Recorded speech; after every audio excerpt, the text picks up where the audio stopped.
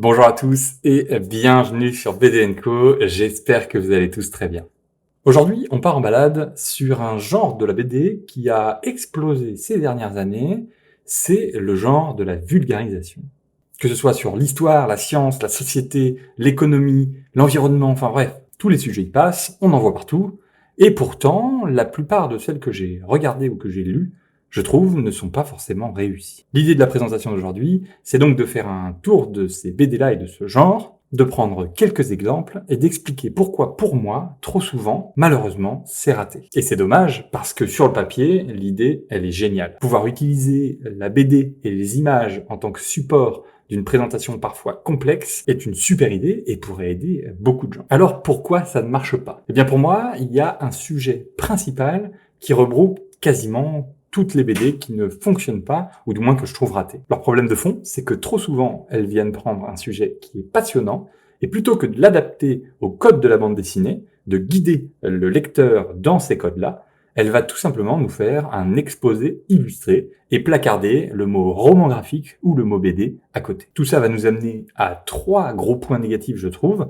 Le premier, c'est qu'il y a souvent beaucoup trop de texte. On se retrouve avec des pavés dignes d'un manuel, saupoudrés de dessins purement fonctionnels. On ne lit pas une BD, on lit plutôt une fiche Wikipédia, avec des bulles autour, et encore, quand il y a des bulles. Le deuxième point, c'est qu'on a souvent un dessin que j'appellerais paresseux. Souvent, le style est plat, figé, sans personnalité. Il n'y a pas d'action à proprement parler, même si on n'a pas besoin d'action dans le sens bataille. Et il n'y a pas de vraie mise en scène, pas de narration visuelle, comme si le dessin était juste là pour illustrer au lieu de porter le propos. Et enfin, pour moi, le dernier problème, c'est qu'on a rarement une vraie hiérarchisation de l'information. Très souvent, on va nous proposer quelque chose de chronologique, mais tout est au même niveau. On ne sait pas ce qui est essentiel, on ne sait pas ce qui est secondaire, résultat, c'est lourd à lire, et paradoxalement, on retient bien moins que dans un bon article bien structuré, et pourtant qui nous paraissait plus indigeste. Et pour vous ajouter un petit point bonus, je ne parlerai même pas du rythme, parce qu'on s'ennuie la plupart du temps. L'histoire est absente ou artificielle, plaquée comme une excuse, qui nous amène à arrêter la BD à quasiment chaque chapitre, à prendre des respirations, à vouloir faire autre chose en même temps que notre lecture. Et pour vous montrer bien sûr mon propos, le pourquoi j'explique ça, j'ai d'abord Wine, A Graphic History de Benoît Simat, qui est un œnophile, donc un fan de vin tout simplement, et Daniel Cassanave, qui est un artiste. Donc on se dit, un œnophile et un artiste, ils peuvent vraiment créer quelque chose de joli. Au final, on a une hiérarchisation uniquement chronologique, comme j'en parlais, avec des chapitres qui nous mettent d'étapes en étapes dans l'avancement de l'âge. Et donc on se retrouve avec en fait un défilement de dates, de ces pages bien entendu, d'informations, de régions et de cultures, sans nous laisser respirer un seul instant pour vraiment plus comprendre le propos et mettre en avant les points importants à retenir. Et c'est dommage, parce que sur le vin, c'est un sujet qui est quand même assez passionnant, qui a vraiment évolué durant toutes ces années, et qui reste une technique complexe à maîtriser pour faire du bon vin. Et le dessin ici ne vient pas aider. On a un dessin qui est très simple et très simplifié, alors il est pas moche, hein, il est pas moche du tout, mais il est vraiment très simple, avec du texte, comme je le disais, vraiment très présent. Et encore, là, ça pourrait convenir, mais voilà, j'ai ouvert une page comme ça, hop, et là, on a tout de suite quasiment que du texte, avec des dessins qui n'amènent pas beaucoup de choses, hein, qui vraiment amènent peu d'informations ou peu d'explications. On a presque cette impression d'étouffer dans tout le texte qui nous est apporté. Et c'est dommage parce qu'on n'a pas du coup cette impression d'avoir voyagé, d'avoir appris et d'avoir compris. À la fin de cette BD, j'ai fermé la BD en me disant, super, sujet coché. Le deuxième exemple que j'ai avec moi, c'est l'incroyable histoire de l'argent. Et ça, cette fois, c'est de nouveau Benoît Simat, mais c'est Tristan Garnier qui va venir faire le dessin cette fois. Alors d'ailleurs, Benoît Simat, c'est un grand fan de ce genre de BD, puisqu'il en a écrit énormément, et notamment les incroyables histoires de quelque chose,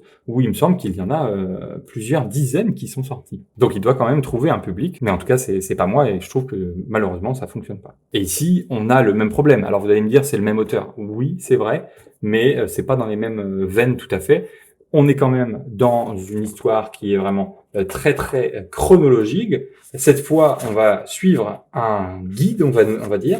Donc c'est ce petit personnage ici qui nous emmène d'année en année, d'époque en époque, pour nous raconter les histoires. Il va être omniprésent avec nous. C'est déjà un petit point positif par rapport à l'autre, même si dans l'autre, il y avait aussi un personnage qui nous guidait. On n'avait pas vraiment cette impression d'être guidé par ce personnage. On avait juste l'impression qu'ils avaient mis ce personnage pour nous donner une sorte de fil rouge tout le long de la BD. Mais c'est pareil, c'est trop scolaire, trop bavard, il y a trop d'informations dans chaque page, on a quasiment que du texte, et surtout, le dessin n'apporte pas grand-chose. C'est plus, comme je le disais tout à l'heure, une illustration rapide qu'une bande dessinée réelle. Et c'est dommage, parce que le propos y est intéressant, mais tout est raconté comme un cours magistral en BD. Il n'y a pas de vraies incarnations, pas de dynamisme, et pourtant, raconter l'évolution de l'argent, c'est très intéressant et ça pourrait faire une fresque fascinante. Bref, c'est des BD qui m'ont déçu et qui, sincèrement, une fois qu'on les a lus, bien, on a l'impression d'avoir oublié déjà tout ce qu'on avait lu et les premières pages, surtout que c'est des gros morceaux, hein.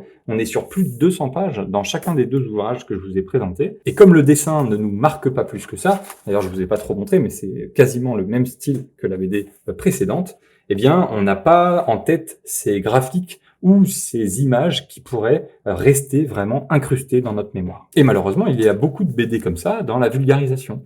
Mais ça ne veut pas dire qu'il n'y en a aucun qui font bien le travail.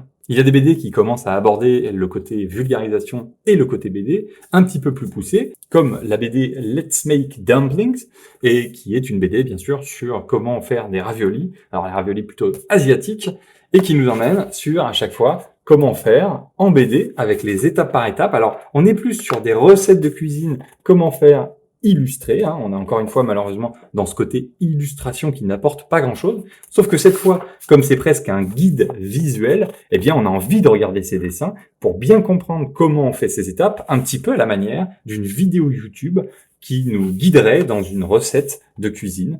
Et c'est intéressant d'avoir ces dessins. Donc là, on commence à avoir un vrai apport sur la bande dessinée et pourquoi elle a été choisie comme une bande dessinée et non pas comme juste un livre de cuisine très simple. C'est un bon avancement, mais comme on est plutôt sur le côté recette livre de cuisine, on n'a pas vraiment cette idée histoire de bout en bout. Donc on va plus l'ouvrir quand on a envie d'apprendre quelque chose ou de faire une recette que pour lire l'entièreté et apprendre sur la gastronomie et plus particulièrement sur les dumplings. Et puis, on se retrouve avec les dernières BD que je vais vous présenter aujourd'hui, qui sont de superbes BD qui travaillent justement ce côté vulgarisation parfaitement, et j'aimerais qu'il y en ait plus qui le fassent. Et on commence avec une BD très classique de la vulgarisation, certainement une des meilleures, en tout cas la plus reconnue comme étant une BD de vulgarisation qui est génialissime, c'est Le Monde sans fin, ça avait été un coup de cœur de ma part, de Jean Covici, qui est très connu, un expert en la matière écologique, et Christophe Blain, qui est un très bon dessinateur, et très connu. Et cette fois, c'est tout l'inverse. Le dessin porte le propos, le style expressif de Blain donne du rythme, de l'ironie, des expressions et des respirations. Les concepts sont pourtant complexes, mais rendus accessibles par des métaphores visuelles, de l'humour et une vraie mise en scène. On se sent guidé, parfois même porté par la main, on apprend, on rit parfois, on réfléchit, et surtout, on retient. Et c'est ça toute la différence avec les BD que je vous ai présentées avant. C'est qu'une fois que vous allez lire la bonne BD du Monde sans fin, eh bien, vous en sortirez avec des informations. Vous aurez appris quelque chose. Vous vous souviendrez de ce genre de graphisme. Et c'est tous ces petits schémas de la bande dessinée que vous allez retenir pour mieux comprendre. Notamment ici, on parle de consommation en fonction du moyen de transport. Et en fait, comme c'est très visuel, tout de suite, on a cette image dans la tête. Tout l'ensemble, malgré une BD qui est quand même très complexe, avec vraiment pas mal de choses assez complexes, eh bien, on en ressort en ayant eu l'impression vraiment d'avoir eu un cours de vulgarisation sur l'environnement, sur le monde et sur comment se passent certaines choses, sur les crises de l'énergie, sur tout ça. Et ça, je trouve ça super important et impactant parce qu'on en sort en essayant d'en parler à nos amis, de l'expliquer. Ah tiens, j'ai appris ça, je viens de comprendre ça, c'est génial, tu devrais le lire, tiens, je te le prête. Et on a vraiment envie d'avoir cet échange, on a vraiment envie de le conseiller, alors que les autres précédents, on a appris quelques trucs, on a surtout oublié beaucoup de choses, et on n'a pas forcément envie de leur passer parce que on l'a lu en plusieurs jours, on a pris notre temps, on n'a pas réussi à vraiment faire ça d'une traite, alors que Le Monde sans fin, c'est quasiment 200 pages, pourtant c'est un grand format, et je l'ai lu en one shot, en une soirée, parce que c'était trop intéressant de tout comprendre, et puis j'y suis retourné. J'y suis retourné pour relire des passages, pour recomprendre, ce qui n'arrivait pas avec les autres BD. Et puis enfin, on a la vulgarisation racontée. avec une BD que j'ai découvert un peu par hasard par un ami qui adore la gastronomie. Et comme il sait que j'adore ça aussi, il m'a prêté une BD qu'il avait qui s'appelle Le goût d'Emma. On est donc sur une BD de vulgarisation autour de la gastronomie, mais plus particulièrement autour du guide gastronomique du Michelin. Puisque Emma, cette jeune demoiselle, est une femme qui a réellement existé et qui a été la première femme inspectrice du guide Michelin. Et ici aussi, le contrat est rempli. On suit une narratrice, un vrai personnage, avec un parcours, des émotions, une progression, et tout ce qu'on apprend sur la critique gastronomique, les codes, le goût, passe par son expérience vécue. C'est ce qu'on appelle de la vulgarisation incarnée, et puis comme c'est bien dessiné, c'est jamais ennuyeux. Et c'est ça pour moi le point important, c'est que lorsque l'on ressort de cette lecture, on a envie d'y replonger potentiellement, et surtout on a envie d'en parler, de partager, comme je le disais avec la BD de Jean Covici. On a envie de faire connaître ce nouveau savoir que l'on vient d'intégrer. Et là, je trouve qu'en plus, le parti pris est encore plus intéressant, puisqu'on est vraiment sur une BD, sur une histoire. Ça pourrait être un personnage fictif, mais c'est un personnage réel de qui on suit. C'est une biographie, finalement, de vulgarisation. Et ce qui est génial, c'est que même si c'est un personnage réel, ce qui pourrait être un peu difficile parfois, c'est de vraiment rentrer dans le personnage et avoir l'impression d'avoir envie de la suivre, de l'apprécier, etc. Eh bien là, ça fonctionne à merveille. Cette Emma, on a envie de voyager avec elle, on a envie de goûter les plats qu'elle goûte, on a envie de comprendre pourquoi tel plat et tel plat ça fonctionne, comment ça se passe au guide Michelin, pourquoi il y a autant de stress, pourquoi ils font autant de choses.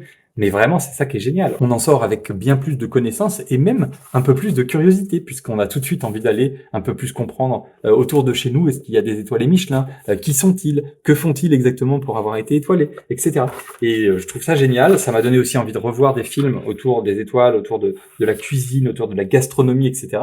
Je trouve ça génial. Le dessin est vraiment réussi. C'est fait par une mangaka, donc c'est un dessin un peu style manga / européen, hein. On voit que les visages, ils ressemblent plus à des visages de manga, mais ça fonctionne très bien parce qu'en fait, c'est une passionnée du Japon, Emma, et c'est lors d'un voyage au Japon qu'elle va vraiment redécouvrir ce que c'est que la cuisine pour elle, ses goûts à elle, pourquoi ils sont ainsi, et puis qu'elle va aussi continuer son travail avec le Michelin. Donc c'est très intéressant et puis surtout on a envie d'en savoir plus. Moi j'ai tout de suite été tapé sur internet qui est Emma Maisonneuve, enfin Emmanuelle Maisonneuve, qu'a-t-elle fait, qu'est-elle devenue tout simplement. Et ça je trouve ça génial et c'est ça qui est important dans les BD de vulgarisation, c'est d'éveiller notre curiosité et de nous pousser à chercher plus loin sur le sujet. Alors que les premières BD qui étaient plus des exposés intéressants mais un peu plats ne nous pousse pas à retourner sur le sujet, sur le vin ou sur l'argent. Après avoir lu les deux BD, je n'avais pas du tout envie d'aller chercher un petit peu plus profondément.